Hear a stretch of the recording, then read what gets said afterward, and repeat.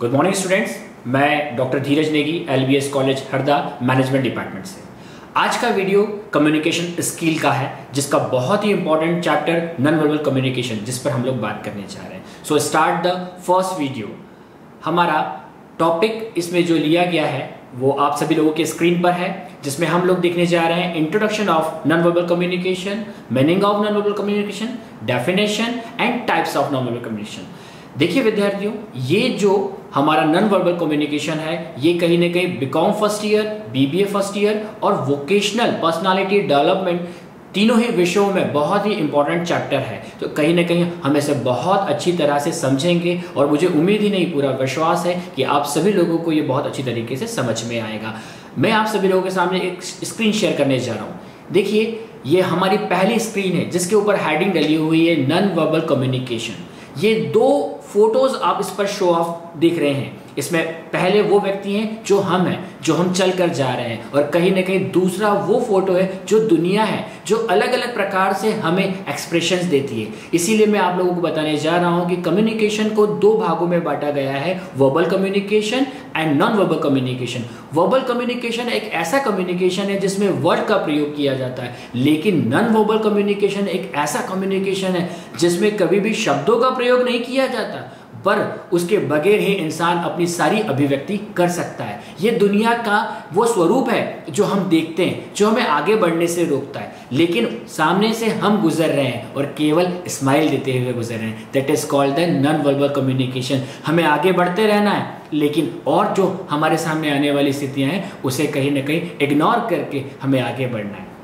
नीचे एक लाइन आपको दिख रही है, the non verbal way is the not is the most commonly used communication medium in the world in culture. Her culture में, पूरे विश्व में कहीं ना कहीं नॉन वर्बल कम्युनिकेशन का बहुत ही ज़्यादा इंपॉर्टेंस वर्क किया जाता है।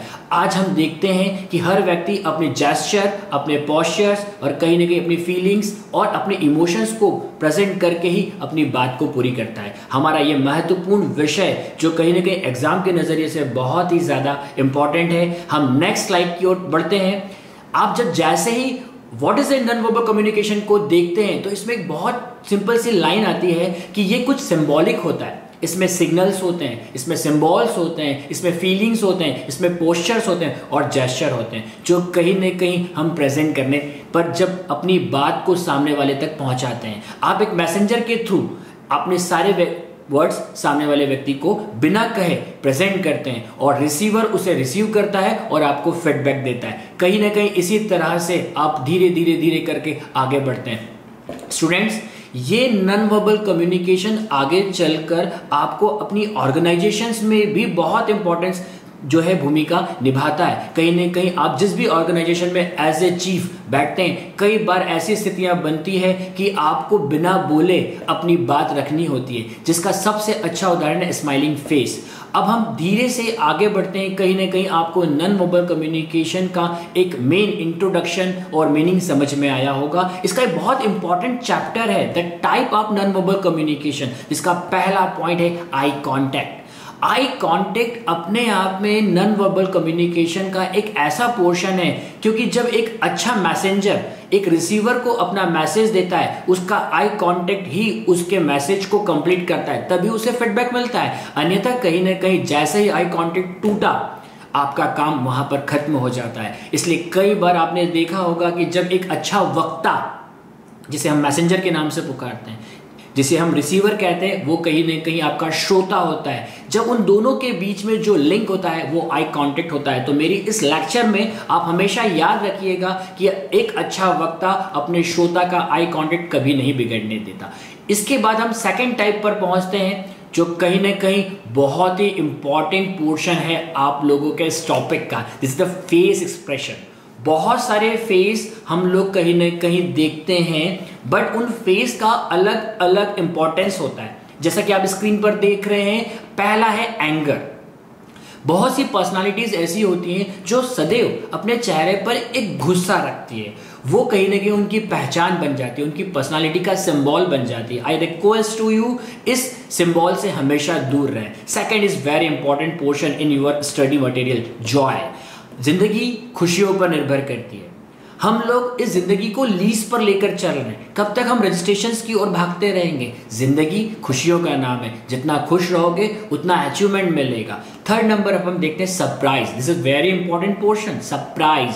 हमारी जिंदगी में ऐसे बहुत सारे पोर्शंस आते हैं जब हम सरप्राइज होते हैं, उन्हें कहीं ना कहीं हम इसी फेस की तरह से जो है कहीं ना कहीं प्रेजेंट करते हैं। फोर्थ नंबर पर आ रहा है डिस्कस्ड। डिस्कस्ड सरप्राइज और एंगर का कॉम्बो पैकेज है। जब हम एंगर भी रहते हैं, गुस्से में आ जाते हैं और सरप्राइज भी होते हैं, तो कहीं ना कहीं हम डिस्गस्ट हो जाते हैं। और इसके बाद हम आते हैं सडेशंस पर, कहीं ना कहीं सैडनेस पर आते हैं। सैडनेस हमारा दुख। ईश्वर ने हमारा जो शरीर बनाया है उसमें हमारी जो आंखें हैं एक ऐसी स्थिति में क्रिएट की है कि वो खुशी और दुख दोनों को ही प्रेजेंट करती है, और उसी के साथ हमारे चेहरे के एक्सप्रेशंस भी आगे चलते हैं। कहीं ना कहीं जब हम बहुत दुखी होते हैं तो वो हमारे चेहरे से व्यक्त होता है। इसके बाद हमारा अंतिम फेयर, डर। ये अपने आप में वो एक्सप्रेशन है जो कई प्रकार का होता है। देखिए विद्यार्थियों, मैं सारे स्टूडेंट्स को एक मैसेज देना चाहता हूं, डर अपने करियर का होना चाहिए, बिगड़ने का और सुधरने का। वो डर काम आता है, लेकिन इसके अलावा पर्सनालिटी में दूसरे फियर्स नहीं होना चाहिए। अगर हमें आगे बढ़ना है, हमें कहीं ना कहीं कम्युनिकेशन स्किल को बेटर करना है, नॉन वर्बल कम्युनिकेशन से कुछ सीखना है, तो फियर से बचना होगा। फियर और फोबिया ये आपस में जुड़े हुए हैं, ये हमारे खुद के क्रिएशन होते हैं। कहीं से हमें डर नहीं मिलता, कहीं से हमें फियर नहीं मिलता। डर हमारा खुद का क्रिएशन होता है। अगर हमारा करियर डिस्टर्ब होने का, करियर को बिल्डअप करने का डर हमारे मन में है तो वो अच्छी बात है, क्योंकि हम फिर जिम्मेदार कहलाते हैं। लेकिन अगर हम इस डर को अंधविश्वास में परिवर्तित कर लें तो वही आपकी जिंदगी का एक डिस्ट्रॉय पोर्शन शुरू हो जाता है। तो इस तरह से हम लोगों ने अभी स्टूडेंट शुरुआत की थी, introduction of non verbal communication देखा, meaning of non verbal communication देखा, टाइप्स हम लोग देख रहे हैं। आई होप सो कि आप मेरे साथ एंजॉय कर रहे होंगे। अगर आपको ये वीडियो पसंद आ रहा है तो लाइक और शेयर जरूर करिएगा। हम आगे बढ़ते हैं और हमारा बहुत ही इंपॉर्टेंट पोर्शन कहीं ना कहीं gesture. This is very important part of communication skill in non verbal communication is gesture. Gesture आपका पूरा प्रेजेंटेशन होता है, कितनी देर आप अपने आप पर काबू रख सकते हैं। इसे हिंदी में हमारे शरीर की भाव भंगिमाएं भी कहते हैं। भाव भंगिमाओं से तात्पर्य है हमारे शरीर के पूरे हिस्सों की वर्किंग।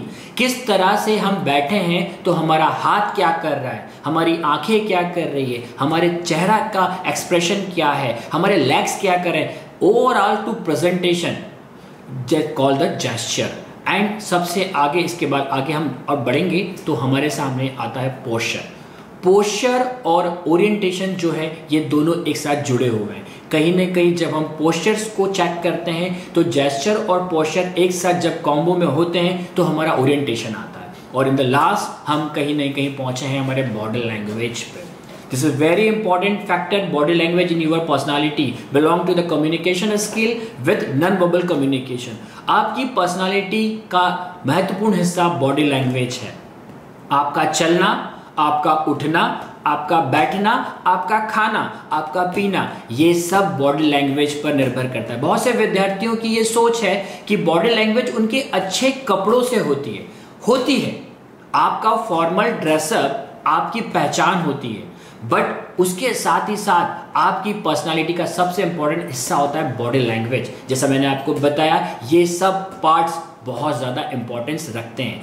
यदि आप कम्युनिकेशन स्किल को बेटर करना चाहते हैं, आप नॉन वर्बल कम्युनिकेशन को बेटर करना चाहते हैं, तो आपको अपनी बॉडी लैंग्वेज को भी बेटर करना होगा। मुझे उम्मीद है स्टूडेंट्स कि आपको अपना सब्जेक्ट कम्युनिकेशन स्किल का यह टॉपिक नॉन वर्बल कम्युनिकेशन समझ में आया होगा। प्लीज़ कमेंट करें। किसी प्रकार का कोई इसमें क्यूरी हो तो आप कमेंट बॉक्स में जाकर आप मुझसे प्रश्न कर सकते हैं। और अगर आपको ये मेरा वीडियो अच्छा लगा हो तो please like and share. Thank you students, bye bye.